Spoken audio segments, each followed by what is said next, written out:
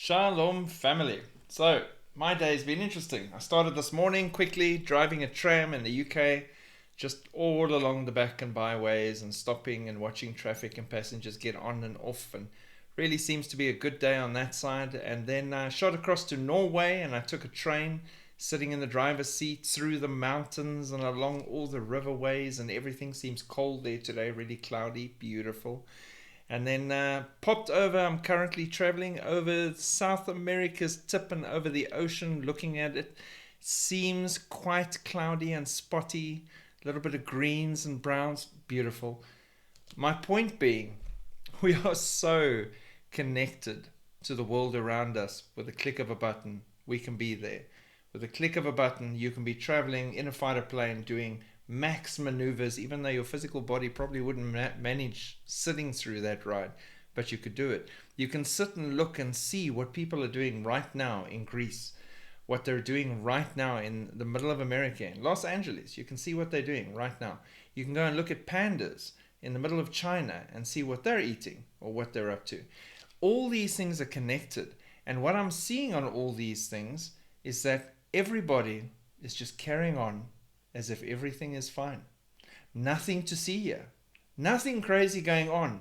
Buying, selling, some are marrying and giving in marriage, going about their lives as if nothing is going to happen. Just as it was in the days of Noah. Just as it was in the days of Lot. Just as it is right now at the end. And it's absolutely crazy. And that's why we have such an important task of waking people up, making them see what's really going on beyond their front door, and start focusing on getting their lives right with God, which is the most important decision and the most important activity we could ever be busy and about in our lives. So, quick things are popping up this morning, and I'm not doing a whole news thing, just thought I'd touch with that and give you three little stories that popped across my desk this morning when I was drinking my coffee.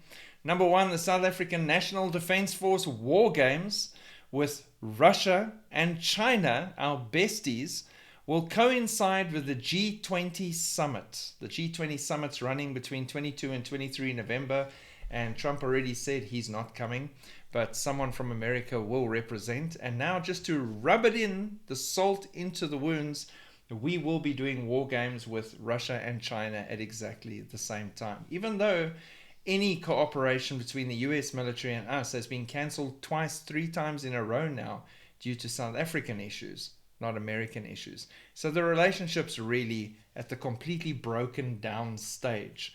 Now, that being said, Trump has managed to alienate Mr. Important, Modi. She has embraced Modi and Putin in what many see as a humiliating blow to Donald Duck. If Donald Trump hoped to bring India to heel, things are not going according to plan. Narendra Modi has not only proved unyielding, he is giving the US president the silent treatment. Since Trump singled out India with an unexpectedly draconian double dose of tariffs earlier this month, he reportedly phoned the Indian Prime Minister on 4 occasions to seek a compromise. Every single time the Indian leader refused to pick up. Who's that on the phone? Donald! Tell him I'm out with my friends. Putin's having coffee. Oh my word, this could not be worse.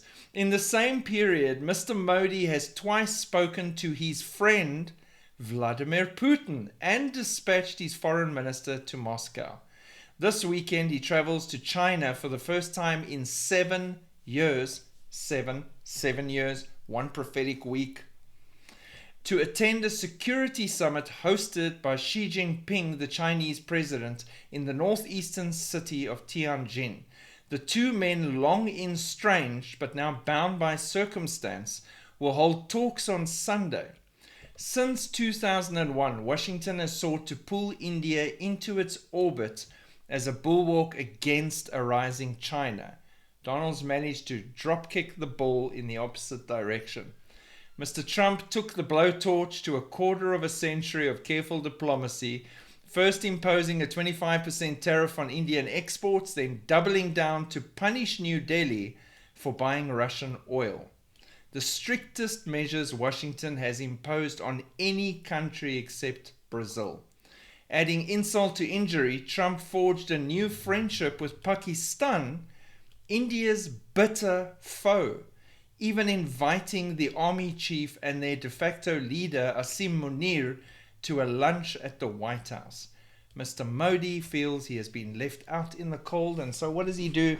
He turns to his new best friends, Putin and Xi, and ignores phone calls because, pesky phone calls. What's that going to do for anybody? So that's an interesting development. It really is, because if there was ever an in with BRICS and a way to try and unravel BRICS, it would be to pull India away from them, which seemed to be a really possible thing to happen. But now it would be BRICS shoring up their relationships more than ever before. So yeah, interesting times. Pentagon baffled by 8,000 mysterious orbs hovering over US military bases. The invasion of small metallic orbs spotted hovering over the US in recent years leaves the Pentagon scrambling to identify them. The new report from Enigma allows people to report sightings of UFOs, and more than 8,000 were across the US between December 2022 and June 2025. Among these, 422 reports specifically describe metallic orbs, the majority being between 1 a.m. and 4 a.m. at military installations in New York, California, and Arizona. Eyewitnesses include civilians, pilots, military personnel, etc., etc., and some of the sightings have been captured on video or radar, though many remain unexplained. It's just always weird for me. These Nephilim fallen angels with their advanced technology that seems like magic, either coming from hundreds of light years away, apparently, or other dimensions, or out of the hollow earth, or all these other possibilities. And once they arrive with this supreme technology and amazing presence, they just hover between 1 and 4 a.m. in the morning. McDonald's is not even open at that time in most places, so what are they waiting for? Are they queuing for something? Is there a sale on at the military base on expired nuclear weapons? Who knows?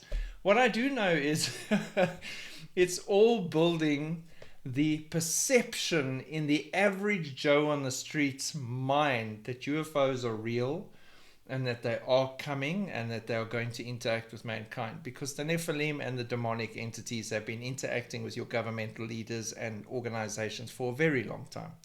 And there's a lot of stories I can tell you that has been shared with me over the years and that I've dug up and so on, that are really interesting and point exactly to that.